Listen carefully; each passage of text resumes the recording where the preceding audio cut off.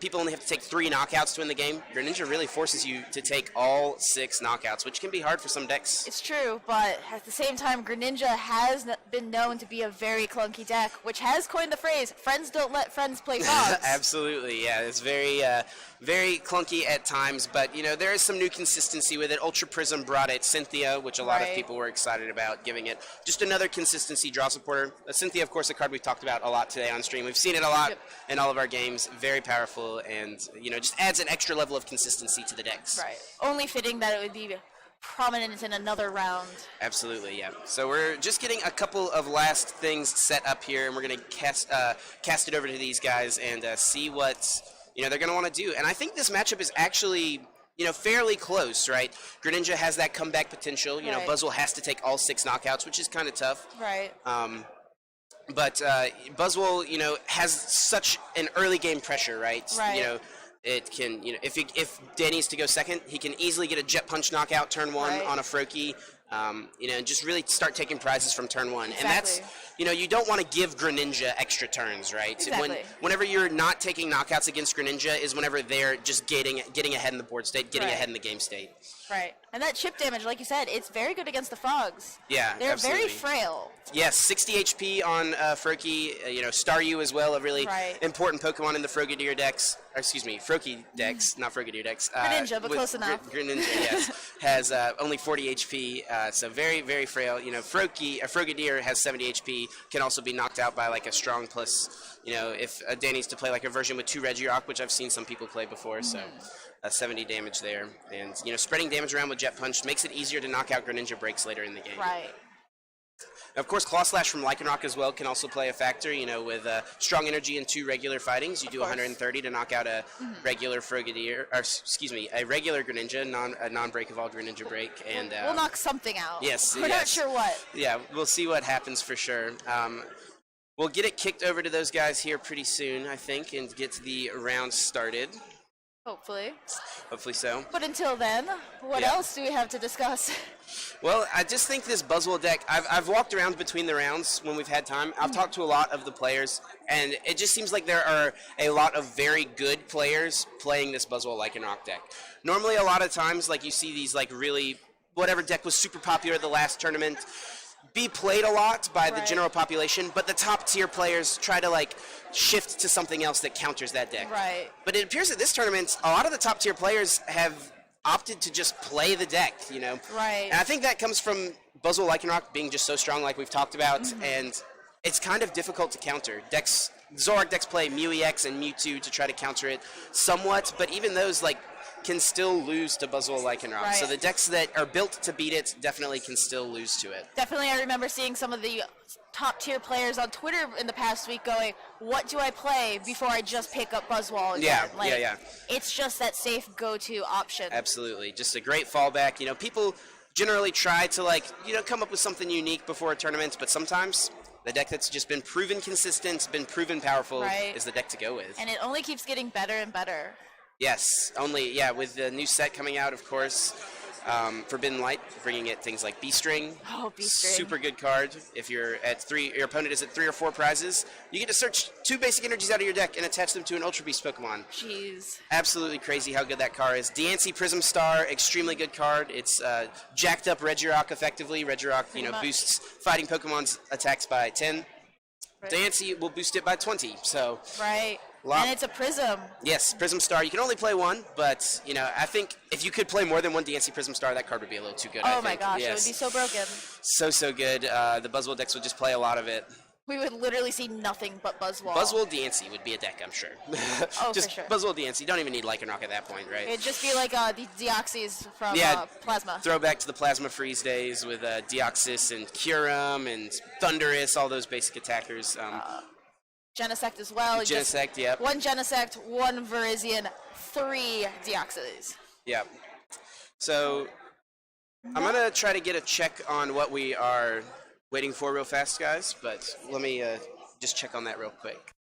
Hey, Adam. But until then... They not started? No. Finally, there we go. All right, so it looks Thank like we're going to get things going here. The round timer has started, but we need to get that fixed back to 50 minutes, and we're going to get things going here. Looks like John is going to start a Tapu Fini, which is not generally something you want to start. It is a 2-prize Pokemon that Danny will be able to potentially knock out with Knuckle Impact later on in the game. But Danny on his side started a Tapu Lele, which he probably doesn't want to start either. But we've seen it before. We'll see it again. The Tapu Lele, not too bad, but not optimal. We do see him, John, going for that Ultra Ball, discarding this Starmie, and it was a Professor Sycamore, I believe. Yes. Sycamore. Just wants to probably get another, Froakie in play. Like I said, it's very easy for this Buzzwole deck to just take a knockout on a Froakie turn one. So, especially since John put the Brooklet Hill in play, Danny is guaranteed a Buzzwole next turn. He'll either have it in his hand or he can Brooklet Hill for it, worst case scenario. And if he gets, Strong Energy plus Regirock, that's an easy 1-prize knockout plus a Guzma or something like that. And John knows that's definitely something that could happen, so really valuing getting down that second Froakie. Finds another one even off of this Cynthia. Does not look like we have Frog Hands this time No, today. looks like it's drawing just fine. He does get the energy attachment, which is really important. He needed to attach so he can retreat this Tapu Fini next turn. And over to Danny's turn.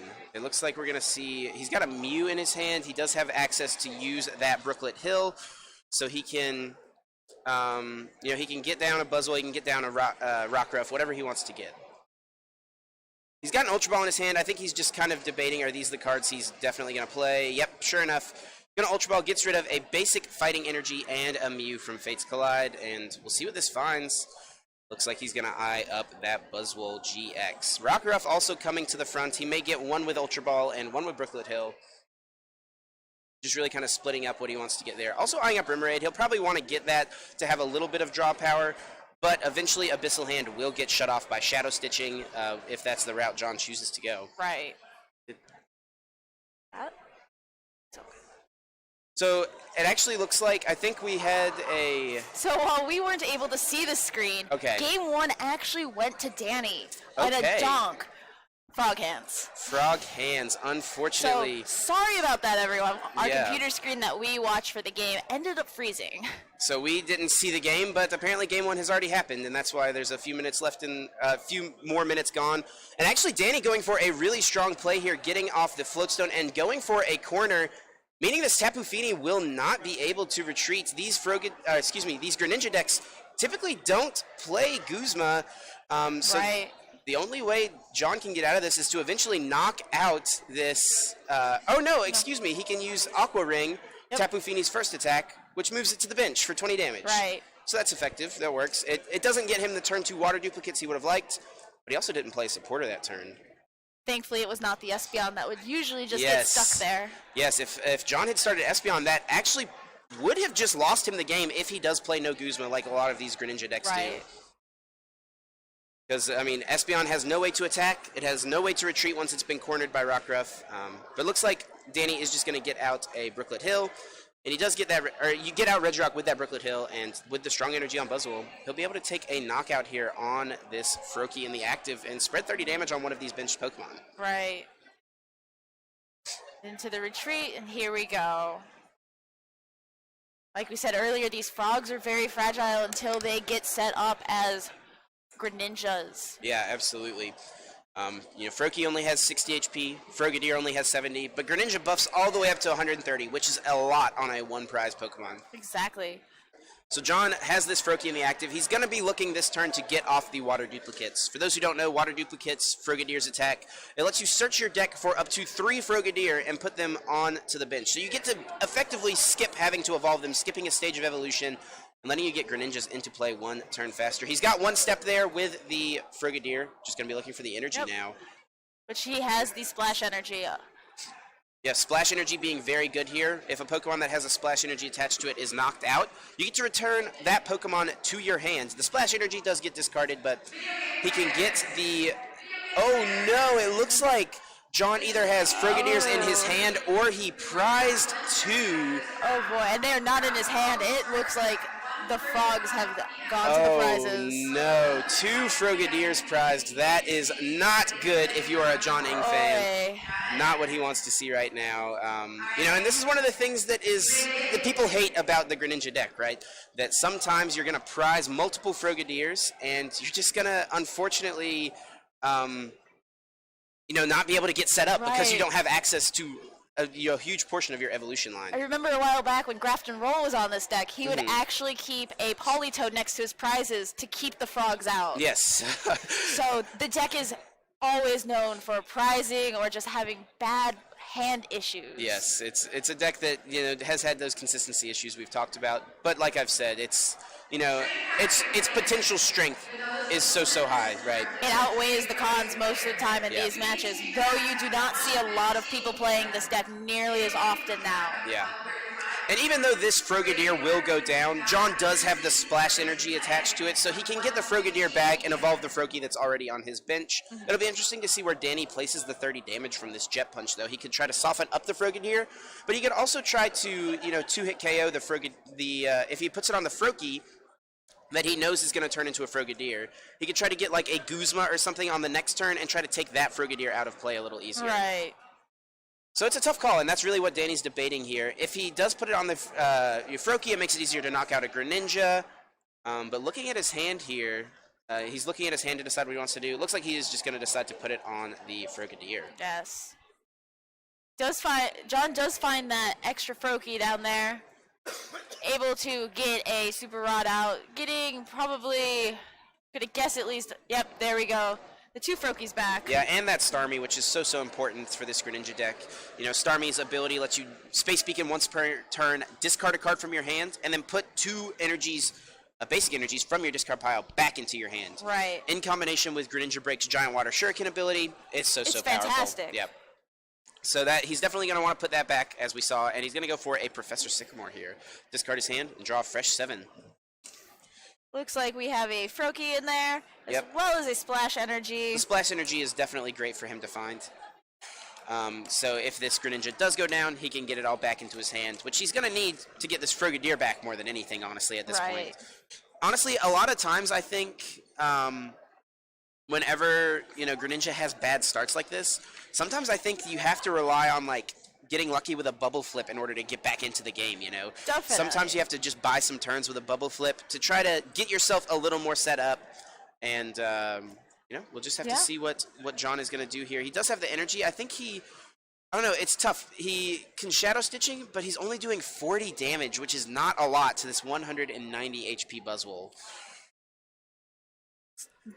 And I think that might be a 60 on there, so he may have actually chosen the Moonlight Slash, saying, hey, the abilities don't really matter that much at this point, this specific turn. Right. So I'm not going to worry about that and just let you get the damage. Even if Danny did get another strong energy, that would boost Regirock's damage to 70, or excuse me, Buzzwole's damage to 70 plus 10 more from the Regirock, that's 80. That's not enough to knock out this Greninja. Right. So I think that's why he chose to just do the little more damage. He just needs to get some more damage in play this turn.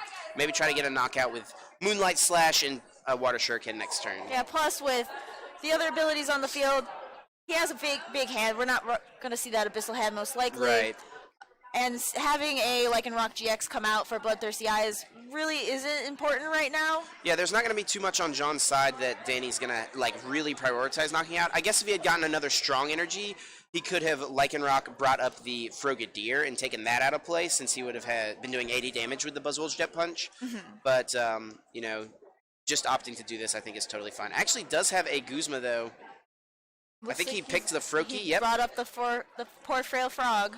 And is actually going to bring up brings up the Rockruff, and is going to just corner here, and with no Frogadiers,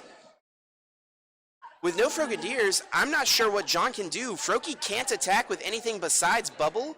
He can Bubble, I guess what he has to do is he has to rely on bubbling for a turn, and, Danny not being able to use corner, but I guess if he didn't have Bubble, he doesn't have a damaging attack, the Rockruff could have potentially just quartered out the game. Yeah. And that's what happens whenever the Espeon GX comes into play, so John's not going to want to be doing that for sure. Yeah, just prizing 2 Frogadiers is so unfortunate.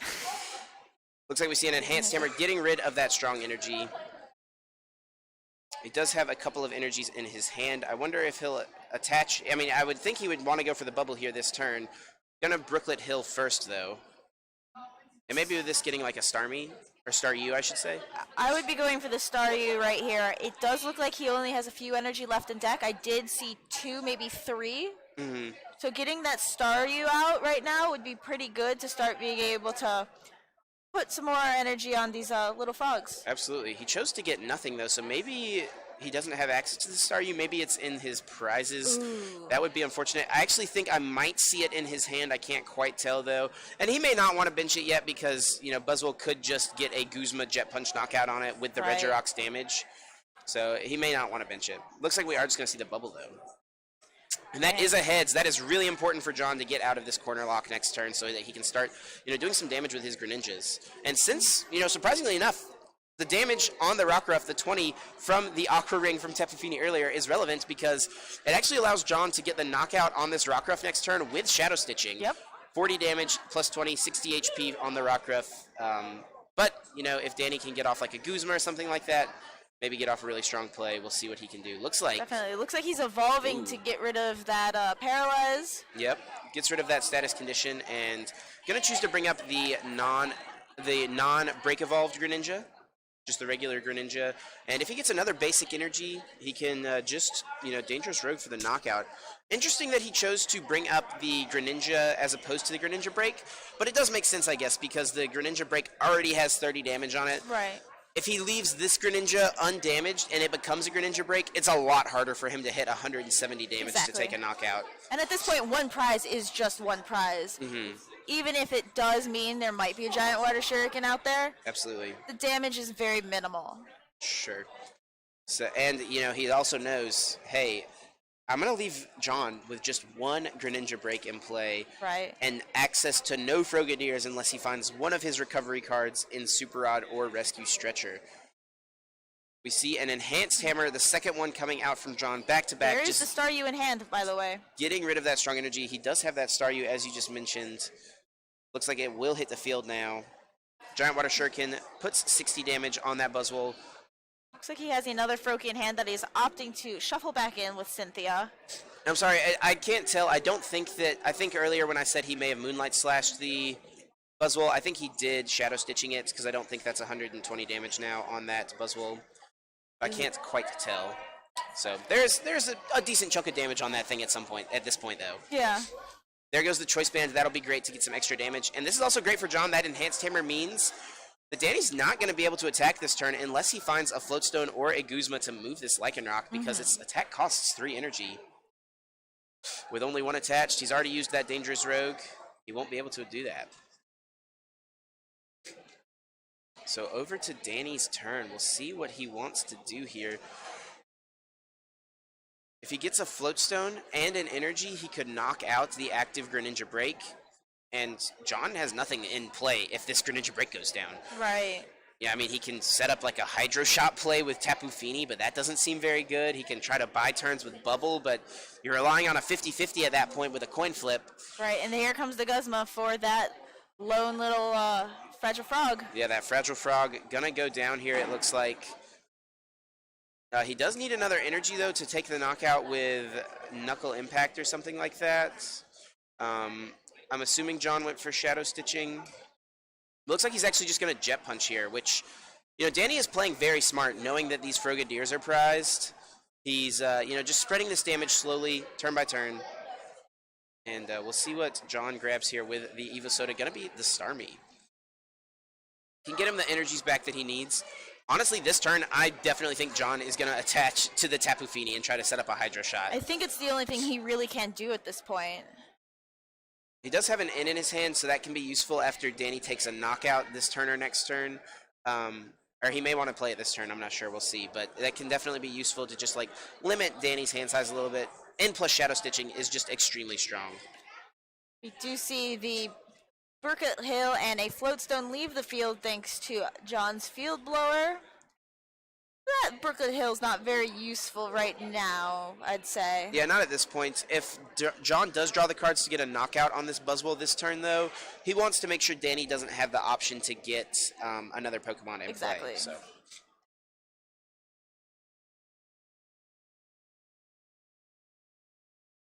So we'll see There's a the Super Super Rod. Rod. That is crucial for John at this point. Needs to get those that Frogadier back in play. I say those, but there's really only the one. Also has a Water Energy he can put back, but gonna put back the Tapu Lele instead. I probably wants to keep the Water Energies in the discard so he can find them in Space Beacon. Right. Especially because he also has so many in hand right now. Yep. Gonna Eva Soda, can evolve the active Froakie into Frogadier.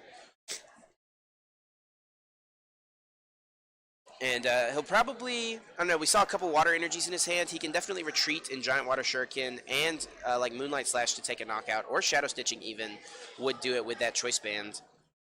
But does he really want to discard that Splash Energy? You know, it is unfortunate. You hate to have to discard it, but I think at this point he does have to discard it. He still has not attached yet. Like I said, I think he could attach to Tapu Fini. I'm not sure that he will. He may not need to as much at this point, but I think, you know, with 90 damage now on that Lycanroc, Right. he actually could Hydro Shot knock it out, so it's not the worst option, honestly. He has not attached yet. He does have the 2 in his hand, so he can Giant Water Shuriken plus attach if he wants to. He's just kind of figuring out where he wants to put the damage, though. Yeah, definitely. We do see that damage come down to the Lycanroc GX. A cool 60 down there. Oh, yeah. Very powerful ability. Gonna just Space Beacon away 1 Water Energy for 2 more in return. And does attach to the Tapu Fini. I think he's getting ready for that late game Tapu Fini. Yeah. Like I said, I think it's going to be a really good play for him.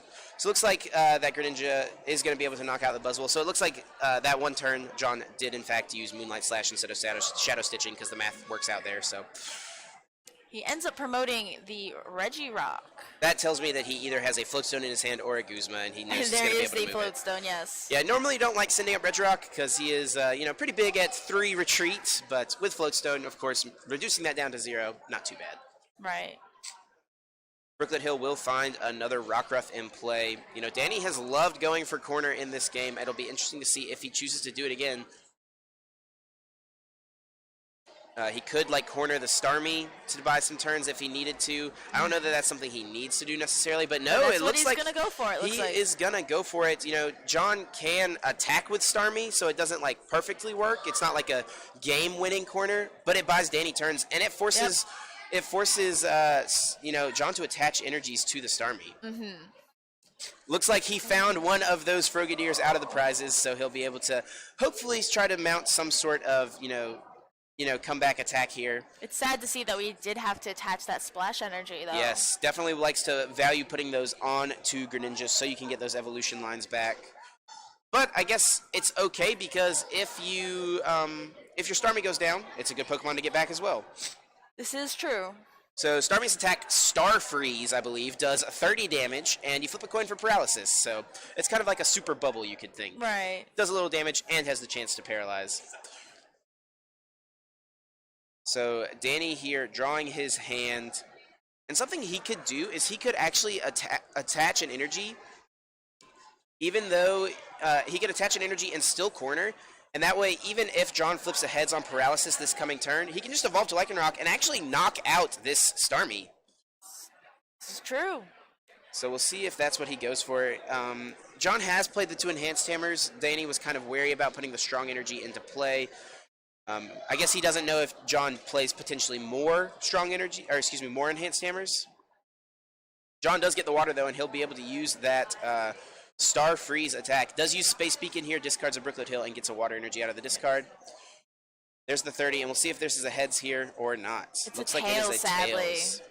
But a really smart play from Danny. He sets himself up for it. If John was to flip heads, you know, he would be able to evolve and Claw Slash for the knockout. Yes. And he may still go for that, honestly. He does have a Strong Energy in hand. There's the Lycanroc. Yep. He can use Bloodthirsty Eyes. There was no Shadow Stitching from John last turn. He could actually Claw Slash the Greninja break, but no, going to bring up the Tapu Fini, go for the prizes, and go down to just 1 prize card remaining here. Danny is in the driver's seat at this point. I do think that was the correct play, bringing that up for those 2 prizes, especially when you're against a 1-prize deck mainly. These are such liabilities. Yeah, absolutely. And he knows John can't deal with both of these Lycanrocs in play that he has. And all Danny has to do on the next turn is find 1 energy, and he can Claw Slash with the bench Lycanroc to knock out anything on John's side of the field at this point. John would need to find another Greninja to evolve to that Frogadier that has no damage on it and leave that in his active spot and just hope Danny doesn't have the strong energy. Right. So really smart, aggressive play here from Danny. Gonna take the knockout here on this Tapu Fini. You know, with the Choice Band plus Regirock plus strong energy, that is enough to hit that 170 that the Tapu Fini has. Max Elixir comes out. We'll see if he can find a energy. It looks like a whiff. Does whiff. At this point, though, I think he is okay. Honestly, even if he saw it, I'm not sure that he would have attached it. He kind of wants to have access to that energy to put it on the Lycanroc. Right. So, you know, maybe just thinning out the Elixir, saying, hey, I don't want to draw this if I get in. I just want to draw the energy. Got an Abyssal Hand for a couple of cards here. Drawing, looks like we're just 3. should be drawing 3. He's got 2 in his hand. I think we're just making sure everything is all good. Looks like it is. Looks like He does find a Choice Band going onto the benched Buzzwole. Once again, just something he does not want to draw. Counting how many cards he has in his deck there, just checking to make sure, like, what resources do I have access to still. And there goes the Claw Slash, taking the knockout there on Tapu Fini. Bringing Daniel down to just 1 prize, almost to take the series. Yeah, this is not looking good for John Ing. It almost seems like, I mean, at this point, he may have to go for a bubble. Honestly, he could even go for a Star Freeze with Starmie and actually do some damage. That may be slightly better than bubble, honestly, at this point. Might be. But it might just be too little too late. It honestly may be. We'll just have to see what his win condition is. Like I've said, John is a very good player. He's good at recognizing, you know, what his win conditions are, what he, you know, what his outs are to specific situations. Even if it seems bleak, you know, there is technically still an out, even if it's however unlikely it may be. Right. He does have an Ultra Ball. It looks like he may try to get another Greninja in play. And further thinning that deck to make sure he can get those resources when needed. Actually going to evolve to the damaged Greninja. And he's got a supporter in his hand. It looks like it's an in. Which in plus Shadow Stitching would be a great combo here for him to pull off. I think he was just debating, do I want to attach this energy or not before the in? Because he may want to, you know, Giant Water Shuriken that. Right. So we're ending Daniel down to 1. So it's just going to, I think honestly at this point, it might come down to, does Danny draw the energy that he needs to win the game? I mean, he has Abyssal Hand, so he can go up to 5. Right. Assuming we don't see a Shadow Stitch. Yeah, of course, of course. I think at this point, John knowing that he's put Danny at just 1 card, he's probably going to go for that Shadow Stitching. Right. He does draw another Greninja, so he can do that. He's going to Space Beacon the Ultra Ball away to get 2 Waters. Currently thinking, I'm guessing, on where to place damage. Yeah. He's just, you know, trying to identify what he needs to do to win the game. Right. You know, what it's is all his a numbers out? game at this point. Absolutely. Giant Water Shuriken is going to come out here. Just where is it going to go? There's a lot of damage on that Lycanroc. I'm sure it's not enough to get knocked out, because if it was, I think John would have done it by now. Right. But he may also want to put some more damage on this active Lycanroc. The Lycanroc does have 30 on it from the Star Freeze, actually, so it does only have 170 HP remaining, so a a Giant Water Shuriken plus a Choice Banded Moonlight Slash would be enough to knock it out. But no, he actually does get the knockout with that Giant Water Shuriken. And it's just not going to be enough to win the game, unfortunately, for John. And that is going to be a 2-0 in favor of Danny Altavila, moving to 3-0 here at the Toronto Regional Championships. So sad to see that it happened that way with a donk and that, but it's the way the game goes. You know, and that is, you know, how Greninja can be sometimes. Like we said, it's extremely powerful. And even there in that game, you know, it wasn't necessarily over. If Danny hadn't gotten the Guzma on that Tapu Fini, or if John hadn't started Tapu Fini, that game, even though he prized 2 Frogadiers, would have been pretty close, honestly. You could definitely see the comeback coming.